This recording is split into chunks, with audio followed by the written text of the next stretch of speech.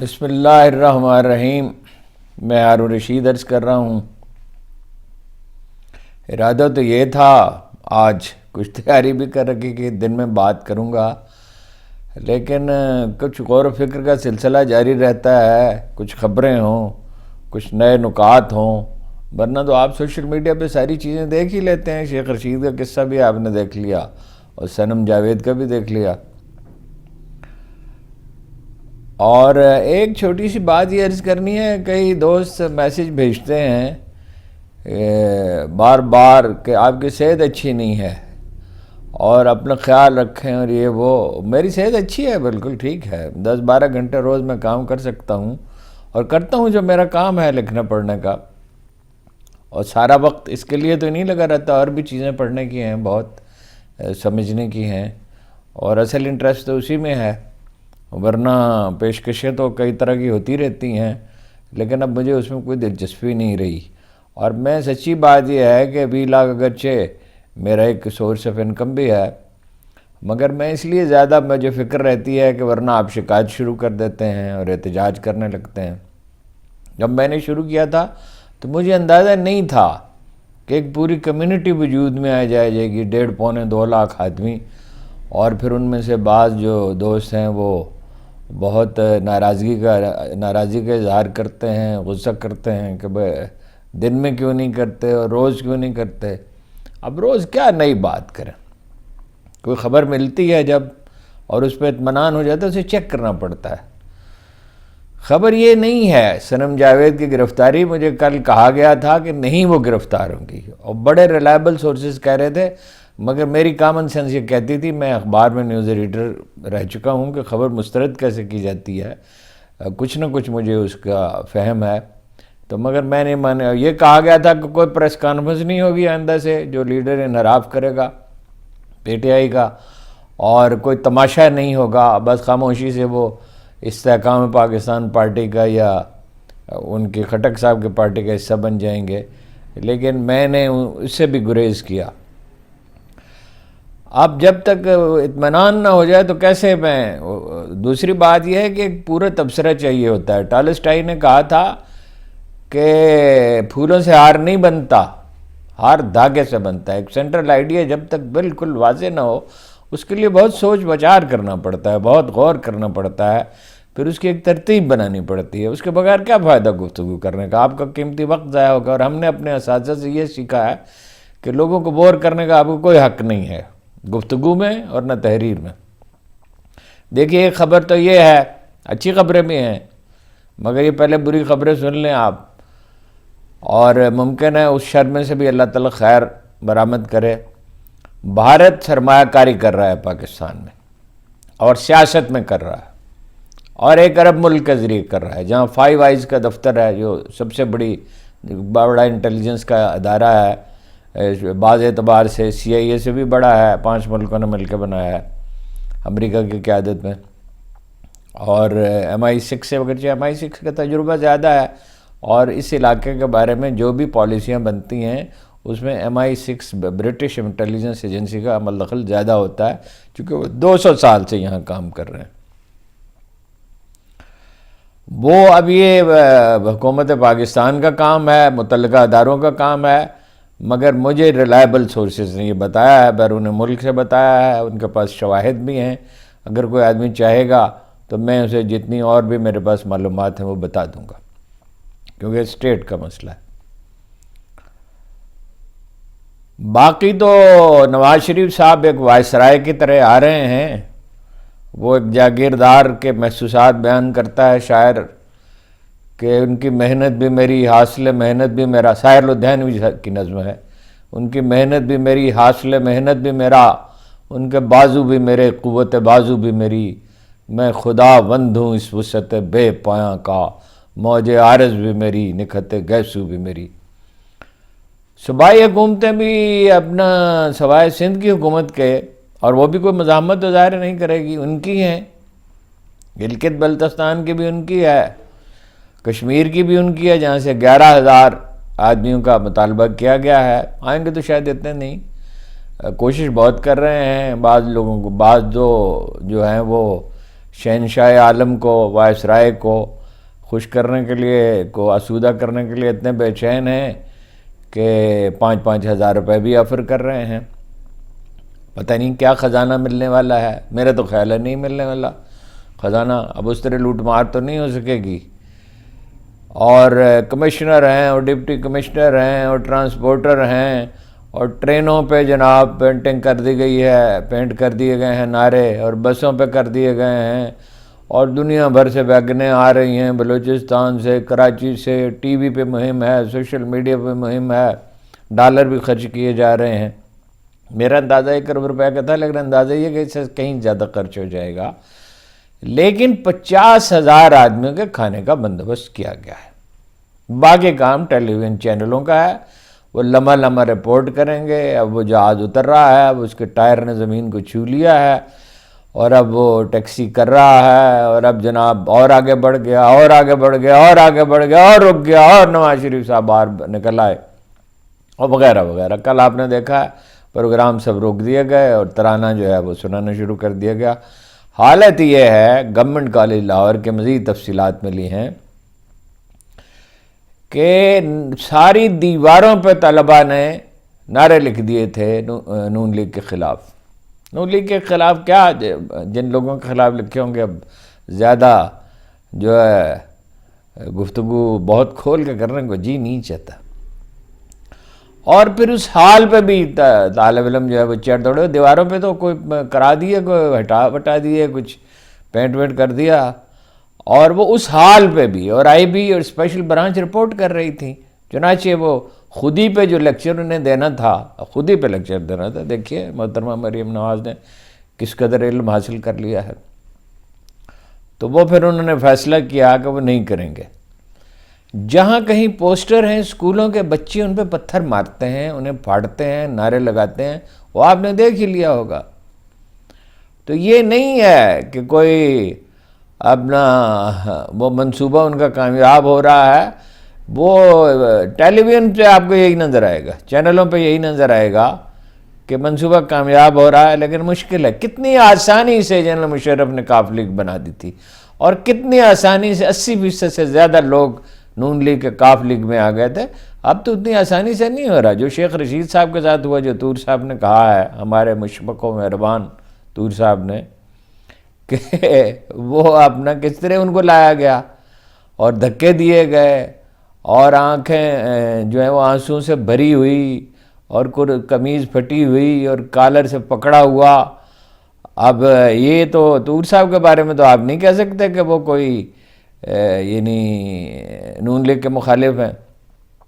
باقی بھی اخبار میں جو کچھ کہہ رہے ہیں مجبور ہیں. جب کوئی پوری کھری بات کر رہا ہوتا ہے تو باقی لوگوں کے چہرے ان اخبار نویسوں کے لٹکے ہوتے ہیں جنہوں نے کبھی خواب دکھائے تھے، اور ان میں سے بعض اب کہہ رہے ہیں کہ بھئی یہ نہیں چلے گا. بیچ میں ایک بات یاد آ گئی، خان صاحب کی حصے مزاح برقرار ہے، اور وہ 2 طرح کی ذہنی کیفیات سے دوچار. شیر افضل صاحب گئے تو ان سے کہا، سنا ہے آپ کا فارم ہاؤس بڑھ گیا. وہ آپ کو پتہ ہے نا، ایک عجیب کردار ابھر رہا ہے ہماری قومی زندگی میں، جو ایڈوکیٹ ہیں شیر افضل صاحب. مجھے بھی ایک دن وہ جب قصہ وزیر آباد میں غالباً حملہ ہوا تھا ان پہ سنا رہے تھے، تو اچانک کہا برسایا. میں بڑا حیران ہوا کہ بھائی زخمی ہیں، اس وقت تو خون بھی رس رہا تھا ابھی تک. تو کہنے لگے فلاں آدمی کی شلوار میں سے گولیاں نکل گئیں. میں نے کہا یار اس میں اس کا کیا قصور ہے؟ ہاں جی، آپ اس کو وہ صاحب بعد میں چھوڑ گئے. وہ اشارہ اس طرف کر رہے تھے کہ دراصل وہ ایک بزدل آدمی ہے. وہ تو خیر اتفاقی واقعہ تھا. دوسری طرف وہ سیریس ہو جاتے ہیں کسی وقت بہت. ایک تو یہ کیفیت ہوتی ہے، مذاق کرتے رہتے ہیں، اور سائیکل ان کی پہنچ گئی ہے، ان کے حوالے نہیں کی گئی، چونکہ وہ ہر چیز کے لیے انتظار کرانا ہے، کوفت میں رکھنا ہے. اور واک کے لیے بھی کچھ جگہ کوئی 60 فٹ میسر آ گئی ہے، تو وہ بہت شاد رہتے ہیں. بالعموم تو اپنے وکلاء سے گپ شپ کرتے ہیں اور اس سے مذاق کا مظاہرہ کرتا ہے، لیکن کبھی ایسا بہت ایک اور کیفیت ان کے اندر نظر آتی ہے. اور اس میں میرے تجزیے کا عمل زیادہ ہے، لیکن مجھے اس پہ یقین. اب وہ سوچتے ہیں اس طرح سے کہ وزیر اعظم میں بن گیا، شوکت خانم 3 ہاسپٹل بنا دیے، تیسرا مکمل ہونے والا ہے، وہ کالج بن گیا اپنا میاں ولی کا، نمل کالج بن گیا، ورلڈ کپ جیت لیا، زمانہ گزرا، اور ویسے عمران فاؤنڈیشن کے تحت 10,000 شیلٹر ہوم زلزلہ زدگان کے لیے بنا دیے، عمران خان فاؤنڈیشن۔ تو اب اگر میں باقی زندگی جیل میں گزرتی ہے ساری، اور وہیں اختتام ہوتا ہے، یا مجھے مطلب کہ بالکل ہی اس پہ بہیمیت پہ اتر آئے، میرا تو خیال ایسا نہیں ہوگا، مجھے پھانسی بھی دے دیں تو ٹھیک ہے، میں تاریخ میں امر ہو جاؤں گا، اور جو میرا مقصد ہے وہ پورا ہو جائے گا، جو وقت آنا ہے وہ تو آئے گا ہی۔ اس طرف اشارہ، ان کی گفتگو میں اشارہ نکلتا ہے اس کا، میرا خیال ہے ایسا نہیں ہوگا، اس لیے کہ بہت بری حالت ہے، منت سماجت کر رہے ہیں، اچھے کھانوں کی دعوت دے رہے ہیں، جنت الفردوس کے ٹکٹ دیے جا رہے ہیں، اور تفریحی پروگرام ہو رہے ہیں، اب وہ میں لفظ نہیں استعمال کرنا چاہتا جو ہو رہا ہے۔ اور وہ اب میں آپ کو بتا چکا ہوں کہ کیا وہ اپنا شعبدہ بازی کیا کریں گے، کیا جلوہ دکھا بیچیں گے، وہ مجمع والے آپ نے دیکھے ہوں گے، اب تو کم ہوتے ہوں گے، ہم نے ایک زمانے میں دیکھے تھے، وہ مجمع جمع کر کیسی تقریر کرتے تھے۔ معاشی ترقی ہوگی پاکستان میں، خوشحالی کا ایسا عظیم الشان دور آئے گا، یہ ایشین ٹائیگر بن جائے گا، اور جناب وہ 2017 والی حکومت، وہ شہباز شریف صاحب کی حکومت کو تو ڈس اون کر رہے ہیں، اور بنائیں گے انہیں کو وزیر اعلیٰ، اور پنجاب ہی ہے، معیشت تو ساری کراچی اور پنجاب ہے، باقی کیا ہے معیشت؟ پختونخوا کے تو اتنی بڑی معیشت نہیں، بلوچستان میں تو بہت ہی، آپ دیکھتے ہی ہیں صورتحال کیا ہے، کوئی صنعت نہیں ہے، کچھ نہیں ہے، تو ایک چمالان کے کوئلے کی کانیں ہیں۔ بھائی اگر ترقی دینی تھی تو یہ طریقہ نہیں تھا، نندی پور کا منصوبہ 28 ارب روپے کا تھا اور 100 ارب کو پہنچا، اور 26.5 ارب روپے یونٹ کم از کم پڑتے ہیں، بعض لوگ تو کہتے ہیں اس سے زیادہ ہے، اور وہ بند رہتا ہے، بعض اوقات زیادہ تر بند رہتا ہے، کتنا میں کہہ نہیں سکتا، بعض لوگ کہتے ہیں کہ آدھا وقت بند رہتا ہے، بعض کہتے ہیں آدھے سے کچھ کم، بعض کہتے ہیں آدھے سے زیادہ، اور اس کی ادائیگی کرنی پڑتی ہے جب بند رہتا ہے، اس لیے کہ اس میں وہ ان کا قصور نہیں ہے بجلی گھر والوں کا، وہ درآمدی کوئلے کے لیے پیسے نہیں ہیں، یہی ساہیوال کا ہے 32-34 روپے فی یونٹ، اور ڈاکٹر سمر مبارک بند کہتے ہیں، آن ریکارڈ ہیں، اس کی کبھی کسی نے تردید نہیں کی کہ جب ہم نے گیس میں تبدیل کر دیا کوئلے کو اور بجلی پیدا کرنے لگے تو احسن اقبال صاحب نے کو اطلاع دی، انہیں پیغام بھیجا، تو انہوں نے بجٹ اس کا بند کر دی، ختم کر دی، اور وہ کہتے ہیں کہ ایک پرائیویٹ کمپنی سے کھدائی کے لیے بات چیت کرنے لگے، بتیرا انہیں سمجھایا کہ بھائی یہ کھدائی میں تو فضائی آلودگی پیدا ہوگی اور بہت اخراجات اٹھیں گے اور بہت پیسہ جائے گا، ہم تو آپ کو 7 روپے یونٹ بجلی دے سکتے ہیں، 50 55 60 روپے تک ہمیں مل رہی ہے، یہ آپ کے اطلاع کے لیے عرض ہے، تو 10-12 روپے حکومت دے سکتی تھی اگر وہیں سے اور پانی سے پیدا کرتے۔ دوسری بات یہ ہے کہ اگر ترقی دینی ہوتی ملک کو تو آئی ٹی کی طرف جاتے، آئی ٹی میں انڈیا $200 بلین کما رہا ہے، یہ ایسے کچھ کام ہے تو $50 بلین ہم بھی کما سکتے تھے، آئی ٹی کی طرف جانا، آرٹیفیشل انٹیلیجنس کی طرف جانا تھا، جس میں پاکستانی آرمی کا ایکسپوئر ہے چین کی وجہ سے، اور گجرانوالہ، وزیر آباد، سیالکوٹ، یہ جو ٹرائنگل ہے، یہ جو علاقہ تھا، اور لاہور بھی، اس میں صنعتی ترقی ہوتی، انڈسٹریل زون بنتے، ویسے انہوں نے موٹر وے پہ بھی کہا تھا بنائیں گے، 28 سال گزر گئے نہیں بنے، 28 سال نہیں گزر گئے، 31 سال 33 سال گزر گئے، بننے ہوتے تو 92 میں سڑک بنیادی طور پہ تو تیار تھی، مطلب انڈسٹریل زون کے لیے اس وقت جگہ مختص کی جا سکتی تھی، یہ بھی کہا تھا مشینری چھوڑ دیں گے۔ الیکٹرانکس میں جاتے، 60% بجٹ لاہور کے پہ لگا دیا، انڈر پاس، اوور ہیڈ برج، سڑکیں، 70 کروڑ روپے کی 4 دیواری ہے، 3000 کنال جگہ ہے جاتی امرا کی، 7 ارب روپے نواز شریف صاحب کے دور میں خرچ ہوئے، سب سے بڑا ٹیلی فون ایکسچینج لگایا گیا، موبائل وغیرہ نہیں تھے، جدید موبائل وہ لگایا گیا۔ 7 روپے شہباز شریف صاحب نے بعد میں خرچ کیے، خصوصی طور پہ سڑکیں بنی، 5 لاکھ روپے ایکڑ وہ جگہ خریدی تھی انہوں نے، انٹرنیشنل میڈیا میں بھی کچھ چیزیں چھپی تھی اس پہ، اور اب 20 لاکھ روپے مطلع ہے وہ۔ تو وہ اپنے لیے کریں گے یا قوم کے لیے کریں گے؟ یہ نہیں ہوتا۔ اب مجھے اجازت دیں کہ میں اینک لگا لوں، مجھے بڑی مشکل پڑتی ہے، اور پھر مجھے خطرہ رہتا ہے آپ کہیں گے جی آپ کی صحت خراب ہوگی۔ میری صحت ٹھیک ہے، اللہ کا فضل ہے۔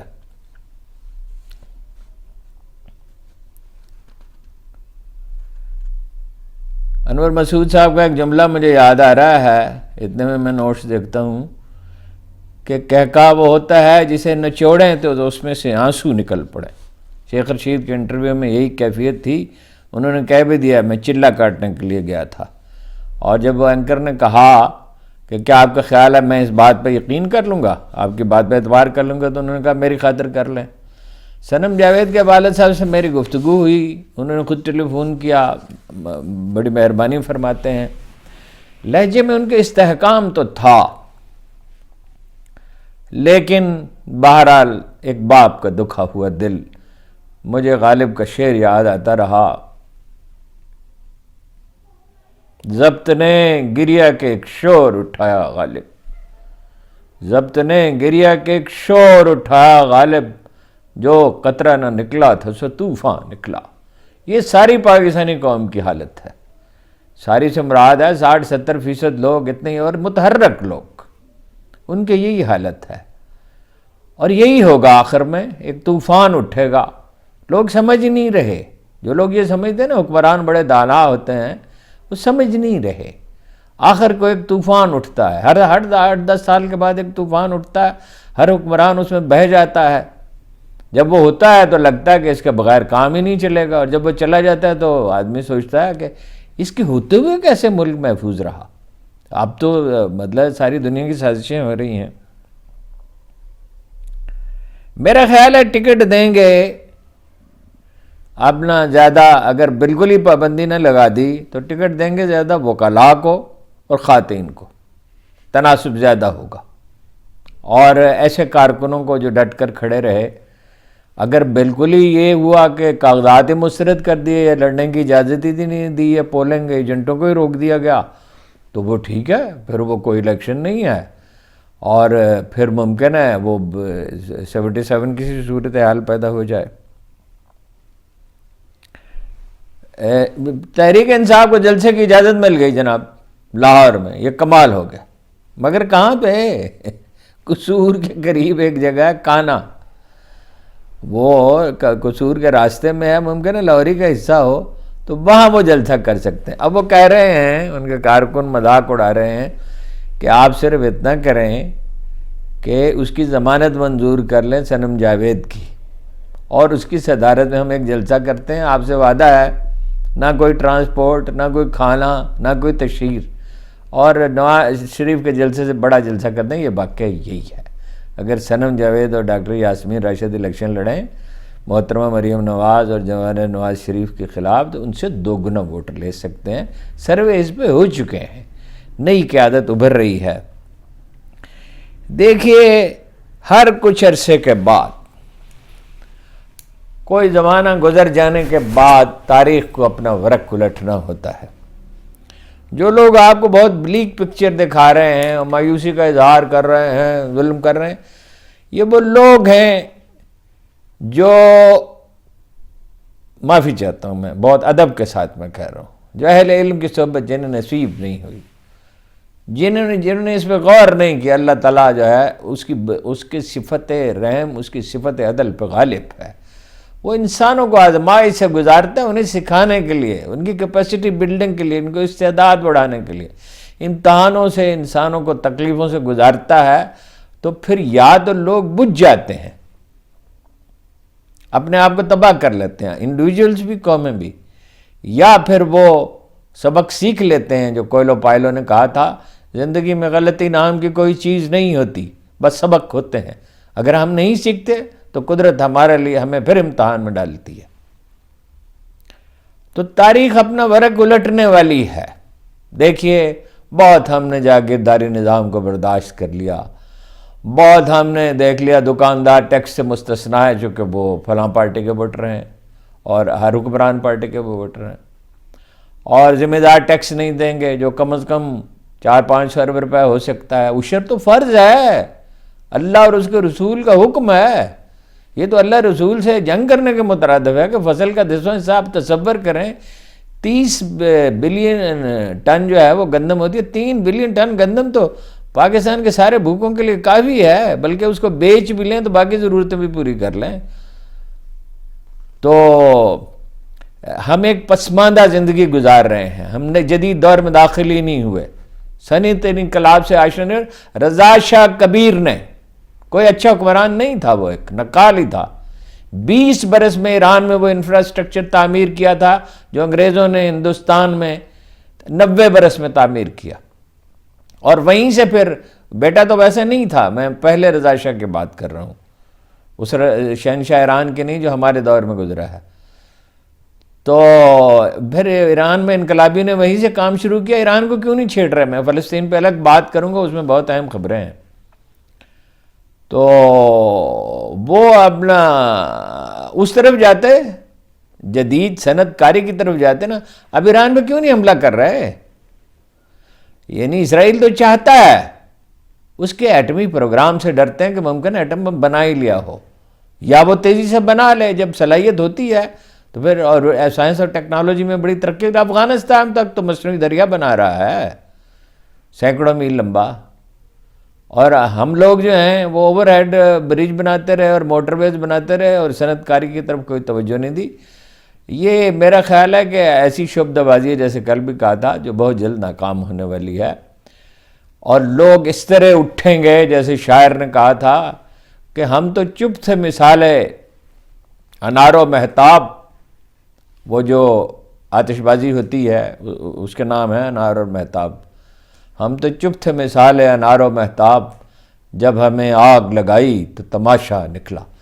جبر کی ایک حد ہوتی ہے، اس کے بعد اس کے رد عمل ہوتا ہے، یہ اللہ تعالیٰ کا دائمی قانون ہے، اور خدا کے قانون کا قانون بدلتا کبھی نہیں ہے۔